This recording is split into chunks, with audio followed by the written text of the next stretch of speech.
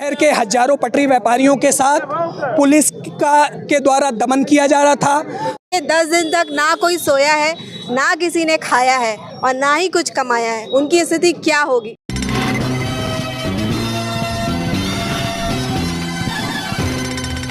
Varanasi police commissioner के द्वारा शहर में अतिक्रमण करने वालों पर गुंडा एक्ट जैसी कार्रवाई करने की बात सामने आते ही स्ट्रीट वेंडरों ने सैकड़ों की संख्या में नगर निगम कार्यालय का घेराव किया। इस दौरान स्ट्रीट वेंडरों ने वेंडिंग जोन घोषित करने की मांग नगर आयुक्त से की है। इस दौरान वेंडिंग जोन घोषित करने तब तक किसी प्रकार की कार्रवाई नहीं हो, इसके लिए पुलिस कमिश्नर को पत्र के माध्यम से सूचना देने का आग्रह किया है। इसको लेकर स्ट्रीट वेंडरों में दहशत एवं आक्रोश है। इसी क्रम में बता दें कि सिगरा स्थित नगर निगम कार्यालय पर नगर आयुक्त अक्षत वर्मा का ठेला पटरी व्यवसायी समिति के बैनर तले सैकड़ों स्ट्रीट वेंडरों का घेराव किया। अभिषेक निगम, राष्ट्रीय महासचिव, राष्ट्रीय फेरी पटरी ठेला व्यवसायी संगठन पूरे शहर वाराणसी जनपद के शहर के हजारों पटरी व्यापारियों के साथ पुलिस के द्वारा दमन किया जा रहा था। हम पटरी व्यापारियों के ऊपर लगातार फर्जी मुकदमे लादे जा रहे थे। गुंडा एक्ट, गैंगस्टर एक्ट जैसी संगीन धाराओं में कार्रवाई की जा रही थी, जिसके विरोध में आज हम अपने टाउन वेंडिंग कमेटी के अध्यक्ष श्रीमान नगर आयुक्त महोदय के पास आए थे। शहर के प्रमुख स्ट्रीट वेंडरों ने अपनी बातों से उनकी अपनी समस्याओं से अवगत कराया। ये केवल शहर के हजारों प्रमुख बाजार के वेंडर थे जो 2, 4, 6, 8 की संख्या में बुलाए गए। अगर पूरे शहर के स्ट्रीट वेंडरों की जो समस्या है, जो उनकी पीड़ा है, जो उनका दर्द है, अगर यहाँ पे आ जाते तो मुझे लगता है कि यहाँ का लॉ एंड ऑर्डर भी कहीं ना कहीं कंट्रोल करना काफ़ी कठिन हो जाए। क्या वार्ता हुई है, क्या बातें हुई है? नगर आयुक्त महोदय का काफ़ी सकारात्मक रोल था। उन्होंने पहले चरण में ये कहा कि जो 10 हमारे वेंडिंग जोन निर्धारित किए गए हैं, उन वहाँ के स्ट्रीट वेंडरों को आई कार्ड, प्रमाण पत्र और वेंडिंग सर्टिफिकेट वहाँ के लोगों का सर्वे करा करके वहाँ के लोगों को हम दे देंगे। बाकी जो हमारा छूटा हुआ वेंडिंग जोन है, उस वेंडिंग जोन के लिए एक ज्वाइंट कमेटी बना के जोनल ऑफिसर, राष्ट्रीय फेरी पटरी ठेला व्यवसायी संगठन के पदाधिकारी और पुलिस प्रशासन के अधिकारियों को नॉमिनेट करके हम उनका रीसर्वे करा लेंगे।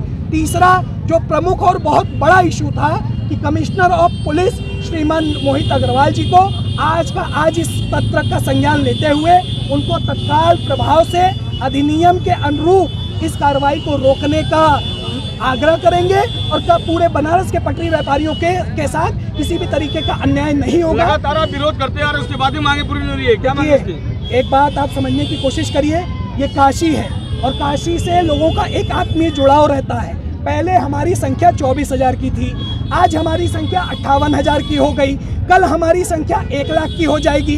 तो समस्या का समाधान कभी जड़ से नहीं होना, लेकिन कुछ रूप में अगर हो जाएगा तो हमारे पटरी व्यापारी इतने मेहनतकश पटरी व्यापारी हैं कि कहीं ना कहीं अपना जीविकोपार्जन हाथों में लेके भी बेचने का काम, अपने स्वाभिमान और सम्मान से काम करने का काम करेंगे। किसी के डंडे पे गुंडा की कार्रवाई जैसा भय मुक्त वातावरण होना चाहिए। ये काशी प्रधानमंत्री जी का संसदीय क्षेत्र है। यहाँ के स्ट्रीट वेंडर प्रधानमंत्री जी के हृदय में बसते हैं। यहाँ किसी भी तरीके का उत्पीड़न बर्दाश्त नहीं किया जाएगा, ऐसा हम लोगों ने उनसे आग्रह भी किया है और इस बात की चेतावनी भी दी है। कई बार मुकदमा हुआ है, कई बार कार्रवाई हुई, कई बार आप लोगों ने यहाँ घेराव किया, लेकिन अब उससे बड़ी कार्रवाई गुंडा एक्ट की हो रही है। देखिए, इसको आज पहला चरण हमारा था अपने मुखिया चेयरपर्सन को इस बात का संज्ञान देना। उन्होंने हमें भरोसा दिलाया 1-2 दिन का हम वेट कर लें, कमिश्नर साहब से वार्ता कर लें। अगर किसी भी तरीके की कार्रवाई इस दौरान दोबारा हुई तो शासन सत्ता के लोगों का सहयोग लेके ऐसे दोषी अधिकारियों के ऊपर भी पीएमओ से कार्रवाई करवाने के लिए हम लोग रात दिन संघर्ष करेंगे। जो टाउन वेंडिंग कमेटी है उसकी एक समिति है पूरी, उसमें रेडी पटरी के सभी जो संघ हैं उनके सदस्य भी हैं और मेरी अध्यक्षता में वो कमेटी गठित है, उसमें पुलिस के भी लोग हैं। उसकी बैठकें पूर्व में कराई भी गई हैं और 10 वेंडिंग जोन हमने फाइनल भी कर लिए हैं। और आज जो ये इनका एक दल आया था, वो उनकी कुछ मांगे थी कि भाई जो वेंडिंग जोन से जब तक फाइनल ना हो जाए तब तक जो है जहाँ पे जो है उसको विस्थापित ना किया जाए।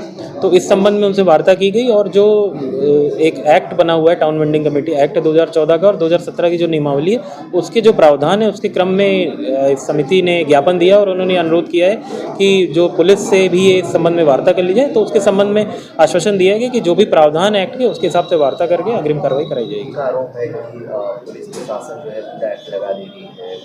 देखिए, इस बारे में मैं कोई टिप्पणी नहीं करूंगा। जो उन्होंने बात कही, ये बातें मैं पुलिस के सामने रखूंगा, फिर जैसा उनका मंतव्य होगा उस पर उसकी बात करेंगे। अतिक्रमण करने वालों पे कार्रवाई की बात की जा रही है, मुकदमा करने की बात की जा रही है, क्या नगर निगम स्टेप ले रहा है इसमें? देखिए, अतिक्रमण हटाने के संबंध में जो शासनादेश हैं उसमें स्पष्ट है कि अगर कहीं किसी सरकारी ज़मीन पे या सरकारी रोड पे अगर कोई आगे बढ़ के अतिक्रमण कर रहा है, यातायात को बाधित कर रहा है, तो उसको हटाने का नगर निगम का दायित्व है और हटा के उसकी सूचना पुलिस को देनी होती है। तो हम इस क्रम में एक जो डीसीपी लेवल पे भी और सीपी सर के लेवल पे और एसीपी लेवल पे भी हमारे यहाँ से जोनल ऑफिसर पत्र भिजवाते रहते हैं और बिफोर आफ्टर फोटोज होती हैं। उसी क्रम में पुलिस भी संज्ञान लेती है और उनको हटाया जाता है। तो जो यातायात को बाधित करते हैं उनको अवश्य रूप से हटाया जाता है, परंतु हाँ, इसके साथ साथ वेंडिंग की भी एक आवश्यकता रहती है, चूँकि टाउन वेंडिंग कमेटी हमारी अध्यक्षता में ही गठित है।